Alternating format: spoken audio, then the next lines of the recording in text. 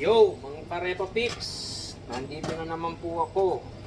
It's 4 o'clock in the afternoon here in Siliwak, British Columbia, Canada. Magandang hapon po sa inyong lahat at kayo po sana ay nasa mabuting kalagayan. So, kakadating lang namin ng around 3 p.m. Galing kami ng school. Pinick up ko yung anak kong nag-school. And then, ito yung bunso ko, yung maliit kong bunso na ang kukulit. Kaya, ang kukulit, di ba? So, that's part of responsibility natin as a dad dito sa bahay. Kasi si Mrs. lumabas siya ng 3 o'clock, kaya lang yung hindi niya daw naabutan yung bus niya sa oras. Yun din ang medyo ano dito, parang challenging kapag hindi ka nagda-drive. So kailangan mong matutong mag-drive. Kaya kung balak niyo pumunta dito sa Canada at gusto niyo mag-settle dito, diyan pa lang sa Pilipinas, kailangan niyo nang matutong mag-drive para dito sa Canada pag handa na kayong bumili ng sasakyan, makakapag-drive kayo kasi necessity po ang driving dito. Okay? So, kung napanood yung video ko kahapon, nagluto tayo ng chicken pochero. Yun rin ang kinain namin kaninang hapon ng kapatid ko.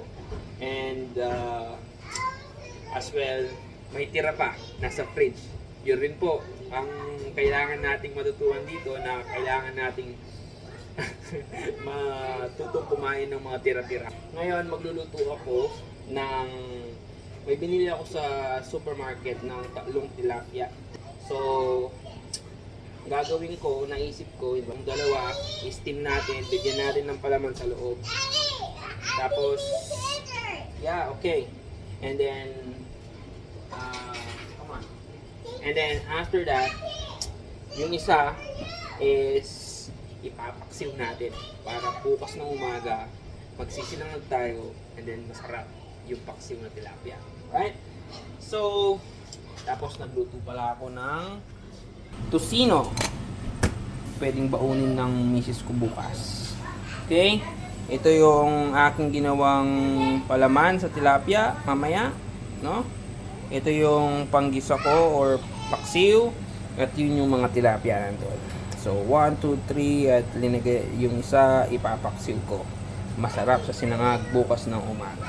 So, ready na ako for... Tapos, biglang nag-text yung asawa ko na gusto niya daw mag-samgyupsal. So, okay lang. Gagawin ko pa din yung dalawang tilapia. Tapos, i-fridge ko na lang. Tapos bukas, doon ko na lang i-steam. No? Ang balak ko sana is yung steam na tilapia. Ito is cream of mushroom. Gagawin ko sanang para may soup. Hindi na. Baka bukas na lang yan. Kasi nga, mamaya na susunduin ko siya sa bus stop, baka pupunta kami ng supermarket. Bibili lang kami ng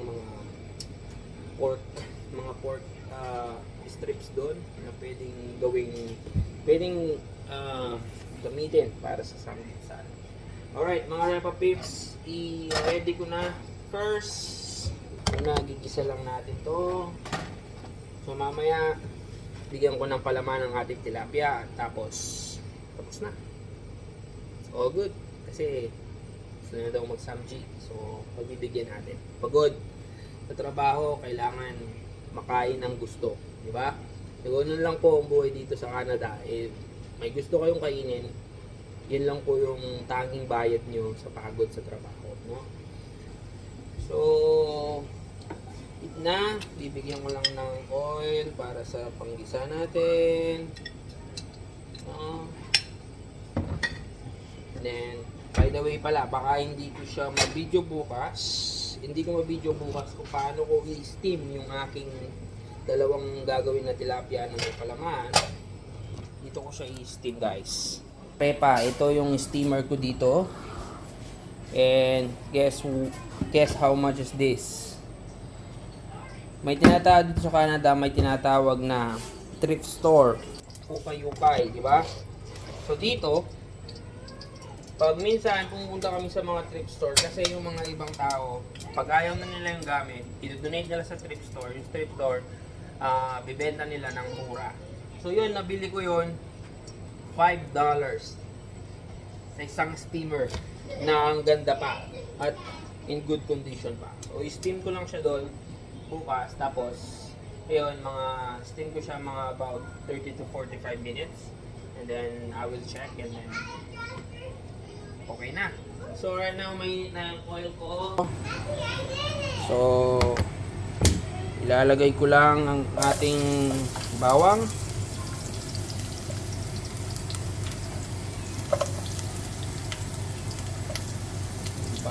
Bawang.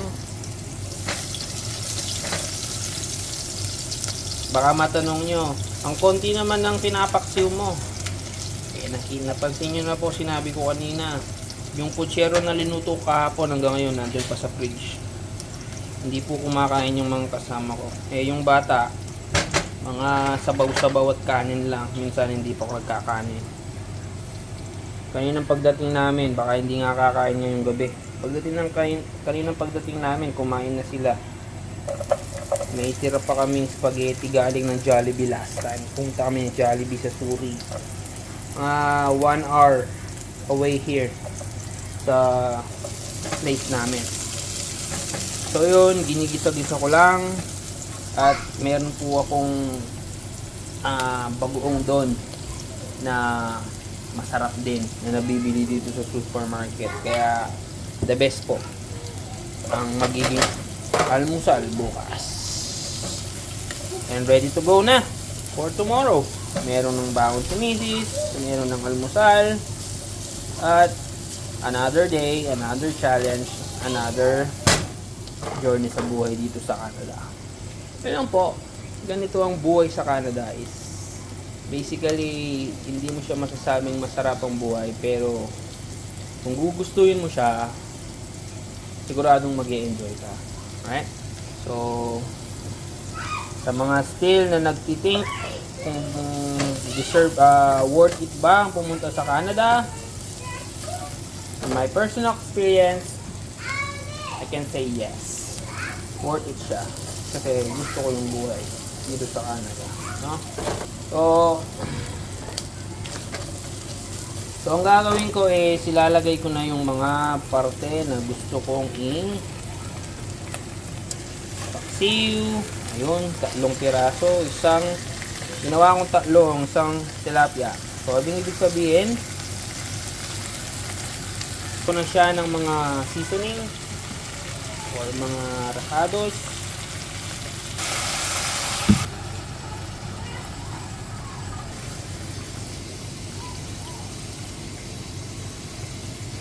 And tatakpan natin siya.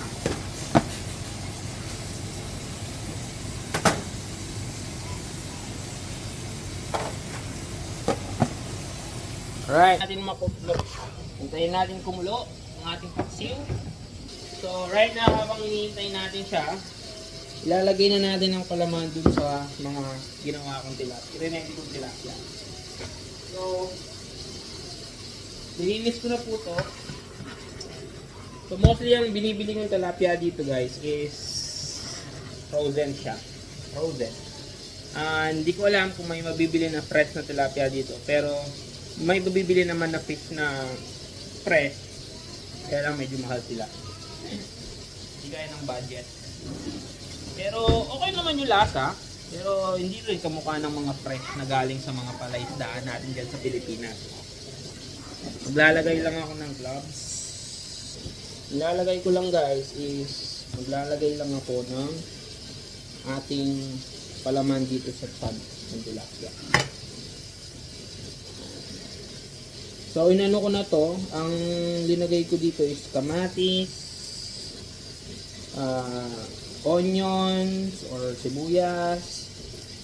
Gusto ko siyang inalagyan ng celery. No? What are you making? I am making a steamed fish. Would you like to try? No? Come on, just say hi to the Repa Pips. I'm vlogging. Just say hi to our Repa Pips. Come on. This is my eldest Sophia. Come on, right here. Just say hi. And so, ayun guys. So say hi. Hi. How are you doing? Hi. How are you doing? Hope you're doing all well. Hope you're doing well. Bye-bye! Bye-bye. So, yeah. So, ayan siya guys. So, mamaya, ilalagay ko lang, ipo-foil ko lang siya. I-wrap ko lang siya ng foil. Tapos,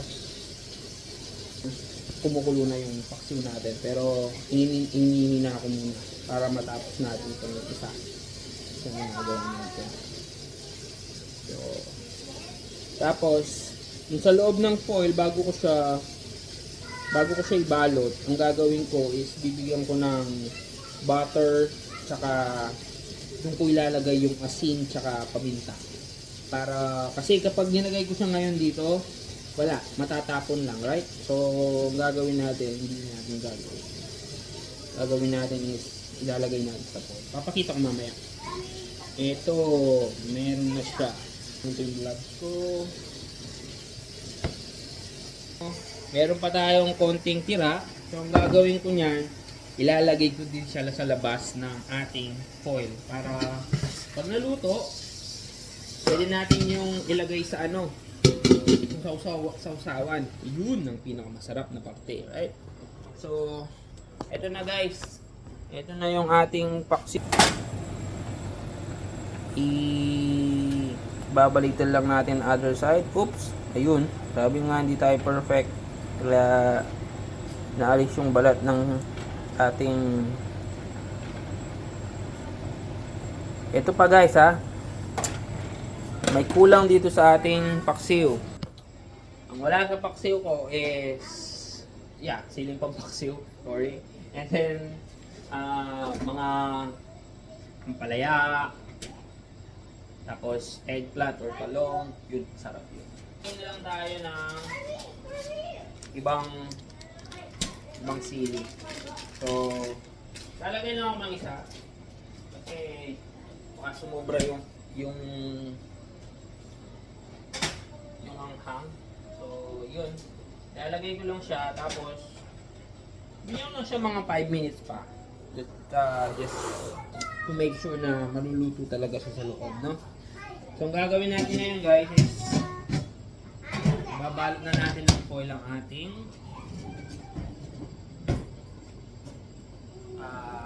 ating mga tilapia, no? Yung foil ko.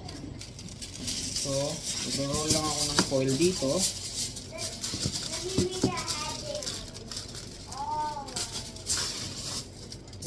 Roll lang ako ng foil. Butter.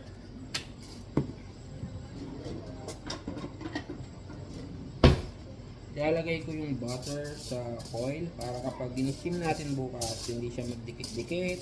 Then natin lalagyan ng salt and pepper. Yan. Ano lang, parang lalaro lang tayo, no? Tapos, tilapia. Yan na guys. Ito siya. Tapos, ilalagay ko na din yung sobrang ano dito. Sobrang palaman na hindi naalis, no? Tapos, tap ko na siya para bukas ready to go na siya for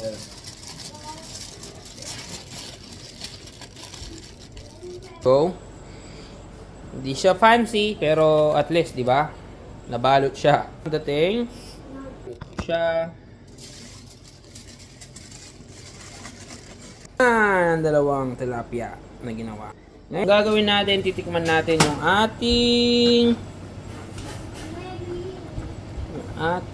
paksiw. Paksiw na diretso lang. Na walang ganong rakados. So, tikman natin yung paksiw. Opo, alam ko masabaw, pero okay lang yan. Masarap ang sabaw. Titikman ko. Ito po.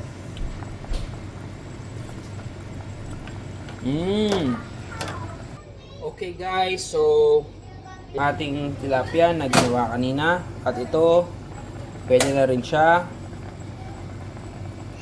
At i-cool down lang natin siya dito sa side para bukas ng umaga. So, sobrang sarap nito. Alright. So, ready to go na tayo mga guys. Hinihintay ko lang ang aking asawa na mag-text. Kung nandito na siya, malapit na siya sa bus stop. So, tapos, susunduin ko na siya. Anyway guys, maraming salamat sa panonood. Sana kahit papano is naaliw ko kayo at na kahit papano ano kayo ng inspirasyon sa nakakuha ng idea papunta dito sa Canada, no? Kung may questions kayo or kung may gusto kayong ipa-share sa akin sa personal experience ko, just comment down below. And if you can support me by clicking subscribe and like my page, Cabrera in Canada, thank you in advance and God bless us. Mabuhay po tayong lahat at stay safe guys, especially dyan sa Pilipinas na may maraming bagyo at ulan.